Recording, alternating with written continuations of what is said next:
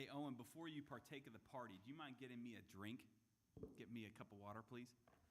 You all did an awesome job. Way to go.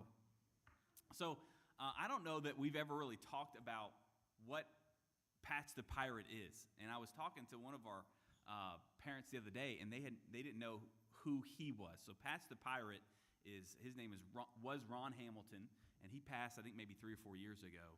And but he had a condition with his eye where he lost an eye, and so he decided to use that to serve the Lord. And so he came up with Patch the Pirate, and it started out, and it still is, physical CDs. Well, actually, I think it started as cassette tapes. And they would produce one every single year, and it kind of would tell a story about Patch the Pirate, and they'd have all these different characters in it, and they would read a portion of the story, and then they would sing a song. So every other track was a song, and eventually, and they still do the CDs. And if you wanted to, you can subscribe to. There's an app that you can subscribe and play their CDs as much as you want. I know my kids really enjoy it. We play them in the car. They listen to them while they're coloring or other things like that. So it's a great tool. My parents gifted us for the CDs. For oftentimes they'll buy those for us for Christmas. So it's a great grandparent gift for your grandkids to buy those CDs if your kids have a CD player. If not, maybe say, hey, we'll pay for the app for, I don't know how much the subscription is. Megan would know, but it's a great program and a great way to put godly music in your home, as well as a good story. And in a day and age where it used to be you could turn on a cartoon from Disney. When I was growing up, what Disney produced was pretty well. You could throw it up there and let your kid watch it.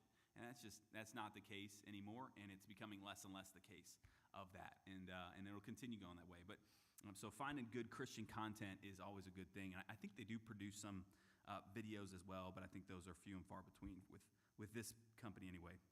But it's great for audio. What's our next song, though? Well, let me talk about our announcements. Don't get too ahead of myself. So we've got a bunch of sign-up sheets out there. The Salem Red Sox game is next Friday, and the game starts at 6:35. So let's plan on meeting at the stadium probably about 6:15, and that way we can get our seats and all that. And but if you're a little bit late, just shoot me a text and let me know, and I'll wait for you, and that way you can get in because I'll have the tickets. And then we also have our June 8th is our graduation Sunday. So try to be here for that. That'll be a meal on the grounds after the morning service. And so you can sign up both to attend that and to bring something if you like. We're having a sandwich bar for that, celebrate our graduates and their accomplishment and their achievements. And so try to be here that week. And then this Sunday is our missions emphasis Sunday. And we have our Austin Reed from Global Church Planners will be with us. He'll be teaching Sunday school and then presenting his ministry on Sunday morning and preaching for us Sunday night. So try to be here for that and get to know him a little bit, and hopefully we can take him on for support. And we'll talk more about that next week, or this week, I should say. But Lord willing, we're able to take him on for support. And then I think that's about it as far as announcements are concerned. There's the sign-up sheet for the Ark Encounter, but and if you're interested in that, just contact me about that. But what's the number for this next hymn? 322.